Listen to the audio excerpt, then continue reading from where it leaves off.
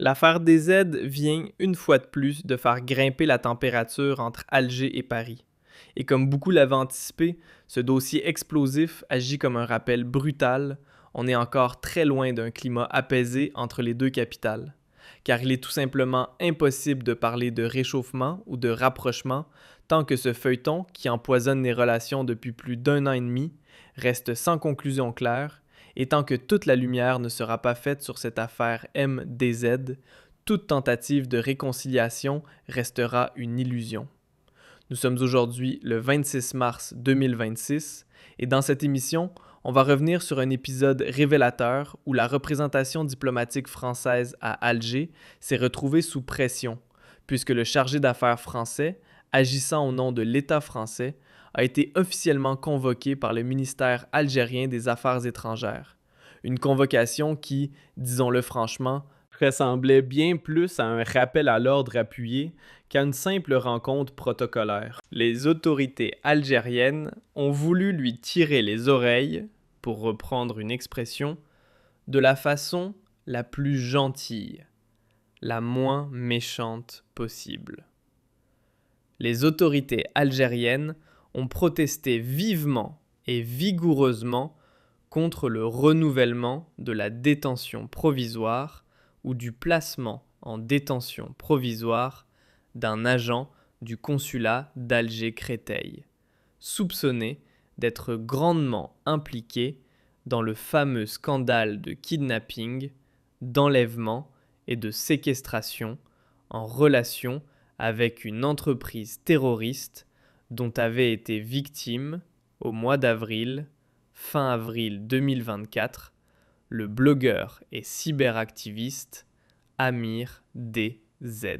Le ministre algérien des Affaires étrangères a effectivement diffusé un communiqué aujourd'hui même, ce jeudi, pour dire que le chargé d'affaires de l'ambassade de France à Alger a été convoqué au siège du ministère des Affaires étrangères pour protester, dans les termes les plus fermes, contre le renouvellement, hier, on était le mercredi, pour une durée supplémentaire d'une année de la détention provisoire d'un agent consulaire algérien. Selon le ministre des Affaires étrangères, l'attention du diplomate français a été fermement appelée sur le fait que l'agent consulaire algérien faisait l'objet d'une détention provisoire d'une année, et ce, depuis le mois d'avril 2025, en dépit de son statut protégé au titre de la Convention de Vienne sur les relations consulaires de 1963. Dans ce même contexte, il a été fait, le ministère des Affaires étrangères algérien a fait part au chargé d'affaires de l'ambassade de France à Alger d'une très vive réprobation quant au traitement inqualifiable que subit l'agent consulaire algérien depuis son incarcération et qu'a permis de révéler la première visite consulaire autorisée dont il a bénéficié le 17 mars courant. Enfin, il a été notifié au chargé d'affaires français le fait que cette décision, difficilement justifiable ou recevable, aura inévitablement des conséquences sur le cours normal des relations algéro-françaises. Conclut donc le ministère des Affaires étrangères, qui n'apprécie pas que, dans la famille, il y ait toujours un agent du consulat d'Algérie qui soit placé en détention. Donc voilà, la justice algérienne n'a pas réagi, n'a jamais commenté la fin de la MDZ. Il n'y a jamais eu d'enquête dans le cadre de la FAMDZ en Algérie. La justice française, elle, a fait son travail. Elle a ouvert une enquête. Il n'y a pas que l'agent du consulat d'Algérie à Créteil qui est emprisonné. Il y a 8 personnes. On va vous donner tous les détails dans cette émission. Et on va vous expliquer pourquoi la détention provisoire de cet agent du consulat d'Algérie à Créteil a été renouvelée. Et si l'on peut prendre au sérieux les protestations des ministères algériens et des Affaires étrangères, tant qu'il y a des indices de plus en plus probants qui attestent de l'implication de certains officiels algériens dans l'affaire MLDZ, qui n'est pas un simple fait divers et qui n'est pas une fabrication ou un mensonge médiatique, ni une invention de médias sensationnalistes en France. Je rappelle que l'affaire MZ est traitée par le parquet national antiterroriste. Elle relève officiellement d'un dossier antiterroriste et elle a été qualifiée d'une entreprise terroriste dans laquelle serait, pour le moment, à respecter la présomption d'innocence. Il n'y a pas eu de procès organisé, personne n'a encore été jugé. Il n'y a pas eu de verdict. Pour le moment, il y a des soupçons avérés concernant l'implication d'un État algérien, c'est-à-dire le régime algérien, d'un État étranger, qui est le régime algérien. Donc, on pensait que les relations, depuis la visite de Laurent Luns à Alger récemment, au début de l'année 2026, étaient en train de tourner la page du conflit, des tensions et du bras de fer. Ce n'est visiblement pas le cas, parce qu'on l'a toujours dit et on l'a toujours rappelé. Quand Laurent Luns est venu à la mi-février 2026, bien avant le mois du Ramadan à Alger, on l'avait dit, on l'avait expliqué. On ne peut pas réchauffer les relations entre l'Algérie et la France tant qu'il y a cette pierre dans le sondage, cette grosse épine dans le pied des deux pays, qui est l'affaire des ailes, et l'Algérie, la justice algérienne et le régime algérien sont dans un déni irresponsable par rapport à cette affaire. Alors, revenons d'abord aux faits. Qu'est-ce qui s'est passé? Effectivement, il y a un agent du consulat d'Algérie qui travaille au consulat d'Algérie à Créteil, un agent consulaire, qui est emprisonné depuis le mois d'avril 2025, depuis la mi-avril, depuis le 13. Il a été arrêté vers le 11, il a été placé en garde à vue, il a été présenté devant les juges du parquet national antiterroriste, il a été placé en détention vers le 13 ou 14 avril 2025. Donc cela fait pratiquement une année, effectivement, qu'il est emprisonné. Il s'appelle Smaï R. C'est un militaire, ce n'est pas un civil, ce n'est pas un simple diplomate, puisqu'il a la casquette d'un membre des services secrets algériens. Cette casquette n'est pas choquante dans le contexte algérien, puisque ce n'est pas un acte isolé. Les diplomates algériens à l'étranger sont majoritairement tous des espions, entre guillemets, des espions. Ce qui signifie qu'ils sont tous des agents des services secrets algériens au niveau du renseignement extérieur. Le renseignement extérieur, la Direction générale de la documentation et de la sécurité extérieure, la DGDSE ou la DDSE, comme on l'appelle en Algérie, est étroitement liée à l'appareil diplomatique. Il est dit que dans certains postes sensibles ou dans certains pays stratégiques pour l'Algérie, comme la France, comme l'Espagne, comme le Maroc, comme l'Égypte ou comme l'Italie, la majorité des diplomates en poste sont rarement des diplomates civils. Ils sont à la fois diplomates et membres des services secrets. C'est-à-dire qu'ils ont le grade de colonel ou de lieutenant-colonel. Ce sont des militaires détachés au niveau du renseignement extérieur qui sont formés pour devenir des diplomates, mais qui ont aussi été initialement formés pour être des espions et pour être des agents des services secrets.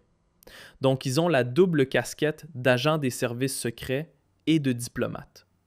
Ce n'est pas un cas isolé, c'est propre à l'Algérie, puisque même dans les grands pays, par exemple à l'ambassade de France à Alger, la majorité écrasante des ambassadeurs qui sont passés par ce poste sont aussi des officiers ou des membres de la DGSE française, les services de renseignement extérieur français. C'est le même cas pour la CIA, c'est le même cas pour les Russes, pour les Chinois. Il y a une relation secrète, incestueuse et non dite même entre la diplomatie et les services et le service du renseignement. Ce n'est pas ça le problème. Le problème, c'est que dans la ferme, il y a 8 personnes qui sont emprisonnées, placées en détention, et le parquet national antiterroriste a décidé effectivement de renouveler la période de détention pour une durée supplémentaire d'1 année de la détention provisoire de toutes les 8 personnes, de tous les 8 individus qui sont impliqués dans l'affaire MDZ, qui est une affaire, je le rappelle, de kidnapping, d'enlèvement, de séquestration et de tentative d'assassinat en relation avec une entreprise terroriste. Pourquoi est-ce une entreprise terroriste ? Parce qu'il s'agit visiblement d'un gang professionnel qui a été payé par un État étranger afin d'organiser une opération de barbouzerie. C'est une opération criminelle sur le sol français, qui aurait pu avoir comme conséquence de terroriser ou de déstabiliser la sécurité nationale, l'ordre public, la sécurité publique et la sécurité nationale dans la République française. C'est pour cela qu'on parle d'une entreprise terroriste. C'est pour cette raison que la justice française a parlé d'entreprise terroriste. Donc la justice française ne s'est pas acharnée contre Ismaïl R, puisqu'il n'est pas le seul à être en prison. Le régime algérien, le régime Tebboune, ne le dit pas. Il n'est pas le seul. Ils sont 8, et la détention provisoire de tous les 8 a été prolongée d'1 année. D'ailleurs, quelques-uns de ceux qui ont été emprisonnés ont été retrouvés emprisonnés quelques mois plus tard.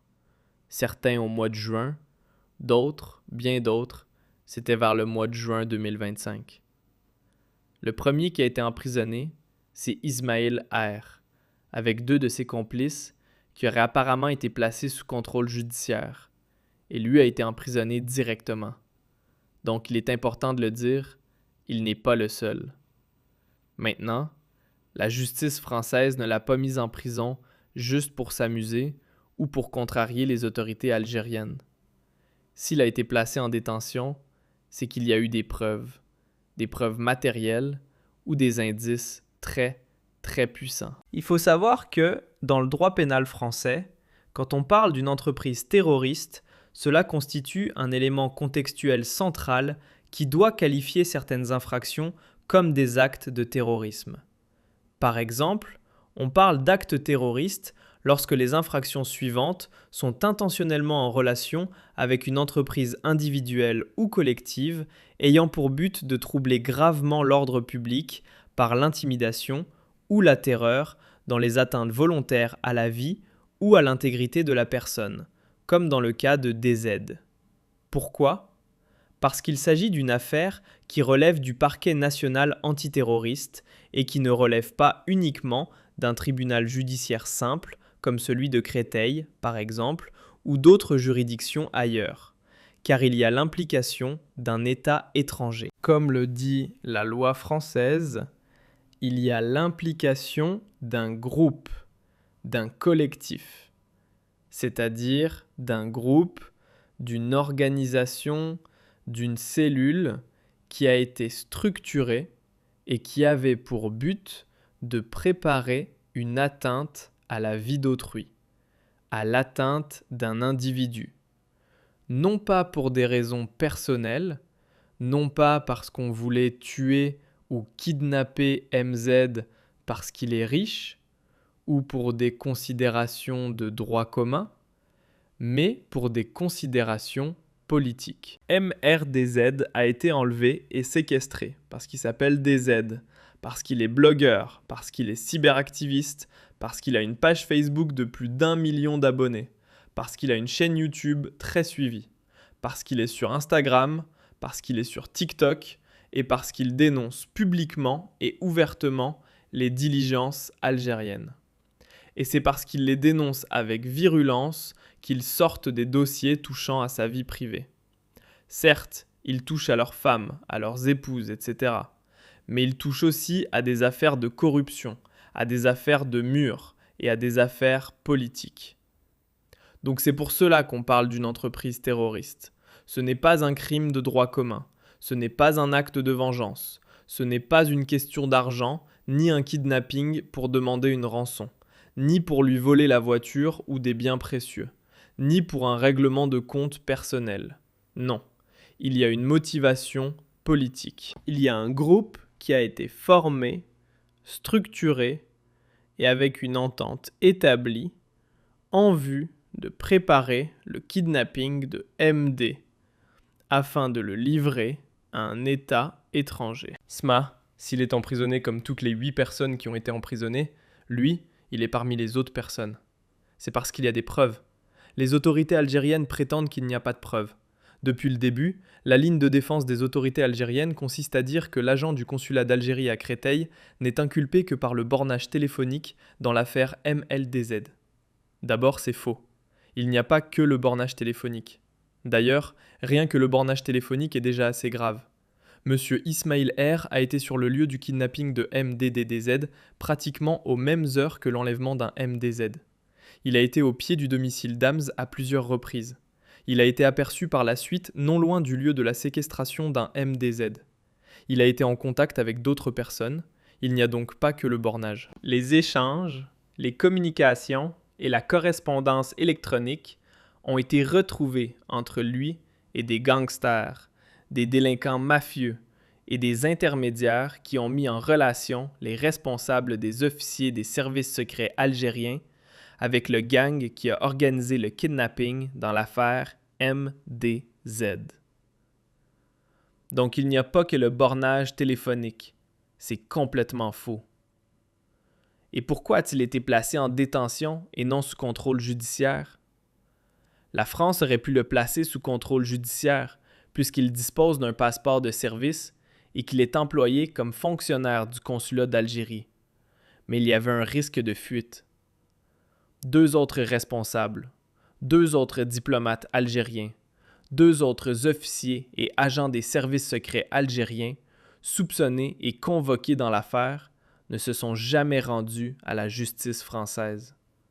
Ils ont fui la France. Vous avez le premier secrétaire de l'ambassade d'Algérie en France, Salahine Sello, qui a été muté et rapatrié en Algérie dès que les autorités françaises et les services secrets français ont commencé à enquêter sur l'affaire MDZ.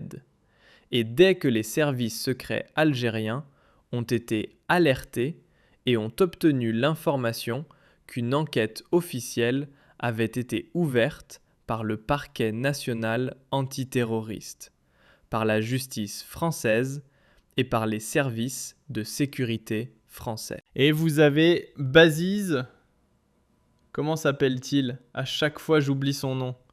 C'est le vice-consul du consulat d'Algérie à Créteil, Oussamadine Baziz, qui avait le grade de lieutenant-colonel. Et lui a été rapatrié en Algérie après Saladin Saloum, le premier secrétaire de l'ambassade d'Algérie, qui a également été rapatrié en Algérie via l'Italie. Il n'a même pas quitté la France par le circuit normal. Il avait peur d'être arrêté à un point de contrôle dans les aéroports français. Il a été exfiltré depuis le territoire italien pour regagner l'Algérie. Donc vous avez 2 témoins clés dans cette affaire, qui ont été cités par d'autres témoins et par Ismail R, l'adjoint d'un chef qui est militaire, mais beaucoup moins gradé que Salah Saloum et que Oussamadine Baziz, et qui confirme l'implication de ces 2 responsables du consulat d'Algérie à Créteil en France. Ils ont pris la fuite face à la France, face à la justice française. Lorsque le parquet national antiterroriste les a convoqués, ils ont refusé de se rendre à la convocation. Ils ont refusé d'affronter les juges et de se soumettre à une audition judiciaire. Donc, pour éviter tout risque de fuite, et parce qu'il aurait pu s'enfuir, il était d'abord en Algérie, après la fermeture des enquêtes. Il est resté longtemps en Algérie. Il est revenu sur le sol français, pensant qu'il était à l'abri. Et c'est à ce moment-là, au mois d'avril 2025, qu'il a été appréhendé et arrêté par les services de la Direction générale de la sécurité intérieure. C'est le contre-espionnage français. Ce sont les services de renseignement intérieur français. Les juges l'ont immédiatement placé en détention, car il y avait un risque de fuite. Ses deux autres interlocuteurs, ou responsables hiérarchiques, et ses deux collaborateurs ont fui la France. Donc, la justice française n'avait pas confiance, n'avait strictement pas confiance.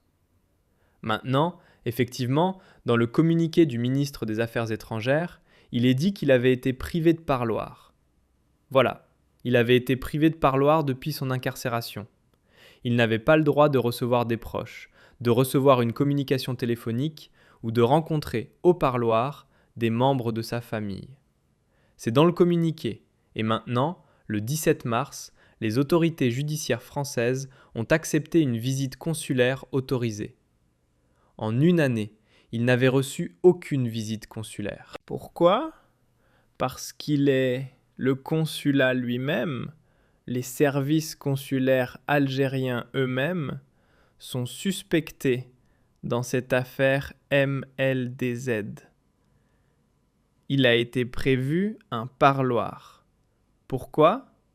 Pour ne pas communiquer des informations à des proches ou à des membres de sa famille qui auraient pu être transmises aux autorités algériennes et qui auraient pu produire des incidents sur les investigations judiciaires menées par la justice française.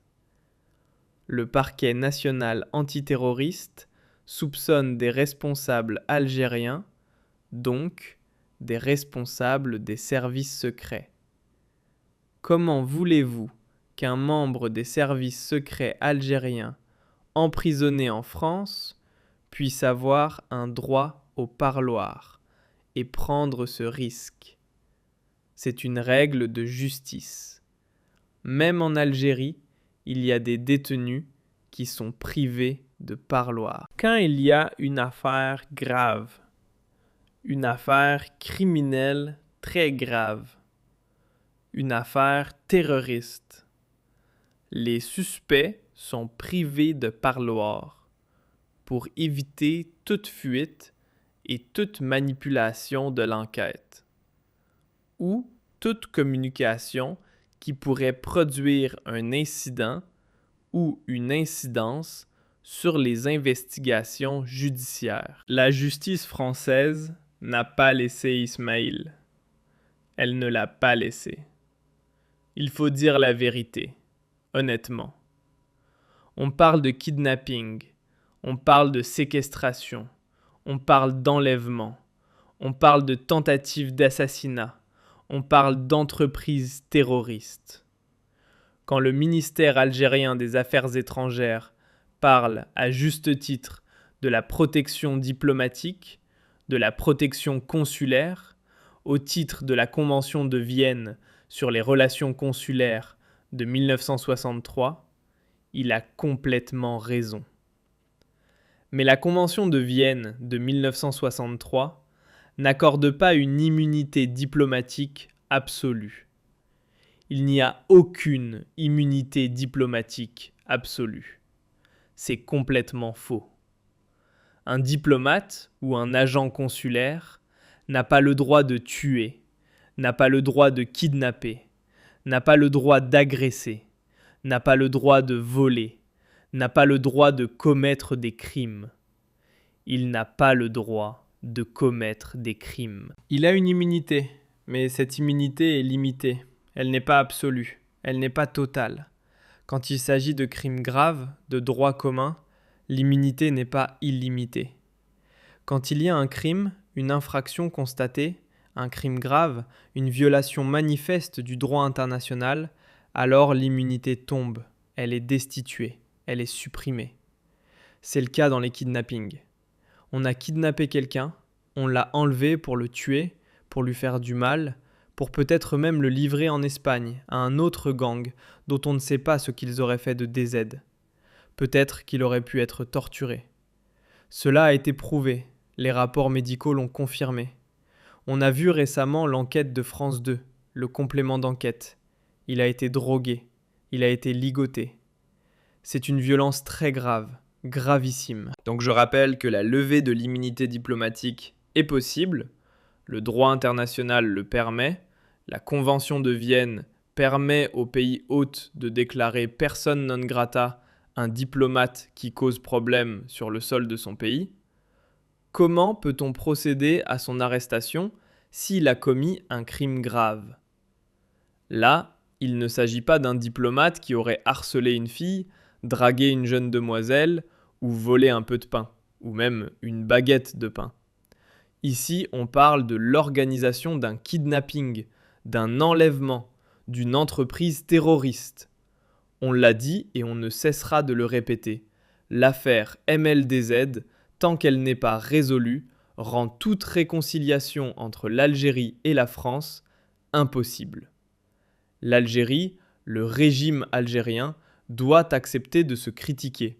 Il doit accepter de collaborer avec la justice française. Si les autorités algériennes n'ont absolument rien à se reprocher dans cette affaire, pourquoi réagissent-elles de façon épidermique ? Je ne comprends pas. Si vous n'avez rien fait, si vous êtes convaincu que vos officiels ne sont pas impliqués dans la fin de la MLDZ, dans ce cas-là, pourquoi êtes-vous en colère ? Laissez la justice suivre son cours. Est-ce que la France a convoqué le chargé d'affaires ? Bon, je rappelle qu'il y a un chargé d'affaires à l'ambassade de France parce qu'il n'y a plus d'ambassadeur depuis avril 2025 et qu'il y a un chargé d'affaires à l'ambassade d'Algérie en France parce qu'il n'y a pas d'ambassadeur d'Algérie à Paris depuis juillet 2024. On peut dire que les relations sont dans un état catastrophique. Même si la visite de l'Euronis a permis de renouer un peu le dialogue et de débloquer certains dossiers et d'atténuer légèrement les tensions vives, blessantes et violentes entre les deux pays, il n'en demeure pas moins que nous sommes dans une impasse. Nous sommes toujours dans une impasse. Et cette impasse s'explique par l'affaire des DZ.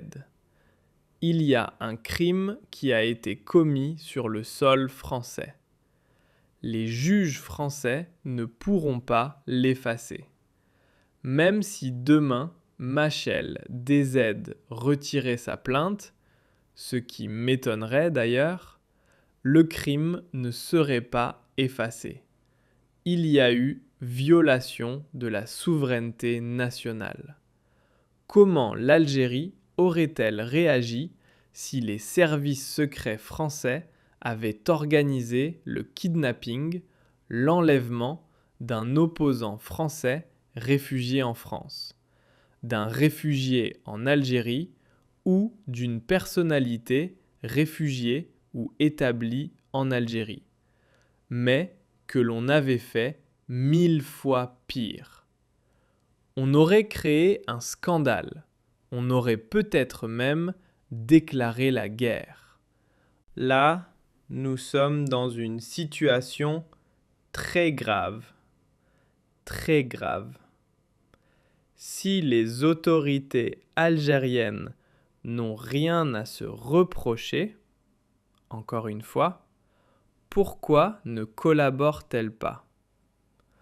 Pourquoi la justice algérienne n'ouvre-t-elle pas une enquête en Algérie pour compléter le travail des juges français, pour collaborer avec les juges français afin de déterminer la vérité? Pourquoi les responsables? Pourquoi Aziz et Saloum? Pourquoi n'ont-ils pas pu être auditionnés? S'ils n'ont rien fait, s'ils sont convaincus qu'ils sont innocents, pourquoi n'acceptent-ils pas de rencontrer? Pourquoi n'invitent-ils pas des juges français en Algérie avec une commission rogatoire afin de les interroger, de les auditionner? Et pourquoi ne se sont-ils pas rendus au parquet national antiterroriste pour donner leur version, défendre leur honneur et prouver leur innocence s'ils n'ont rien à se reprocher? Moi, Je ne comprends pas la réaction des autorités algériennes. Elle m'étonne. Elle m'étonne. Cette colère épidermique, cette façon de réagir toujours avec virulence, en criant au scandale, en parlant de droit international. Le droit international ne te permet pas d'agresser quelqu'un, de sortir un revolver contre quelqu'un, ou, comme cela m'a été fait, de piéger une voiture, de mettre un mouchard dans la voiture d'un opposant, d'espionner la vie privée des réfugiés algériens, d'exercer des pressions sur des responsables politiques français d'origine algérienne, ou de traquer les Algériens en France, de les menacer, de les manipuler, de les intimider. Cela n'est pas permis par le droit international. Le droit international ne l'autorise pas. Au contraire, le droit international le proscrit, le combat et criminalise ces pratiques. La famille a été touchée par le régime Tebboune. On ne pourra pas fuir la vérité longtemps.